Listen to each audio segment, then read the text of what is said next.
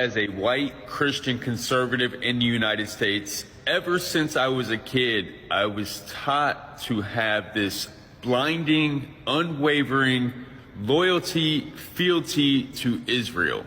I was conditioned to believe that Israel was the promised land and the Israelis were God's chosen people, and all the Arabs surrounding Israel just wanted to annihilate them and wipe them completely off the map. We were taught that Muhammad was a false prophet, and those who were worshiping to Allah were worshiping to the wrong God. And we were taught that we were supposed to pledge allegiance to the United States, support the American military and their endeavors all across the world, but especially in the Middle East, and their support for Israel. We were supposed to back that no matter what. And to question anything would be un-American. But now that I'm older and we have access to the world at our fingertips and I can see with my own two eyes what is going on, I began to question everything. I realized that we bought the lie that Western media propagates to us. We bought the lie that the American church or the Western church propagates to us. I don't believe in the duality of the world. I don't believe that we are good, that America's good, that Christians are good, that Jewish people are good, and that Arabs and Muslims are bad and evil. We've always been taught that Arabs, Palestinians, Iraqis, Iranians, they're jihadists, they're terrorists, they're thugs, they're predators, they're savages. These are the words that we've always used to describe human beings. We are taught that Israel has the right to self-defense, that they are morally superior in this battle.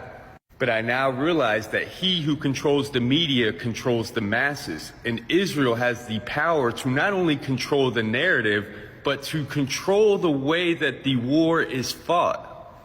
We are taught that this war started from a Hamas terrorist attack on October 7th, but in reality, this war started 75 years ago, with the start of the ethnic cleansing of the Palestinian people and the stealing of their land. One thing I've learned about the U.S. and other imperialist and colonizing nations is that they love to put their foot on other people's neck and then act shocked when they fight back.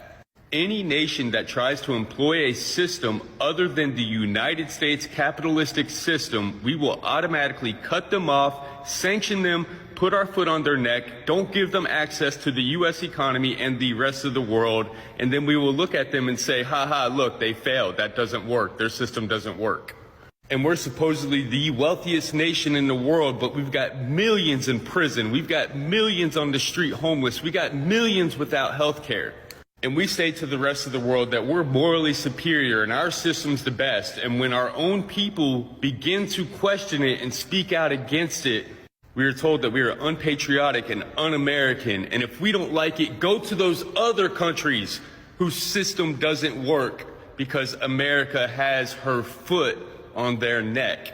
I've had to do so much deconstruction and deprogramming of everything that I've ever been taught, everything that I've ever been indoctrinated with living in the South of the United States. We love to say that we are all human. We claim that all lives matter. Yet we're still supporting the bombing of innocent civilians. I've said it since day one, and I'll say it again. I will always stand on the side of the oppressed and free Palestine.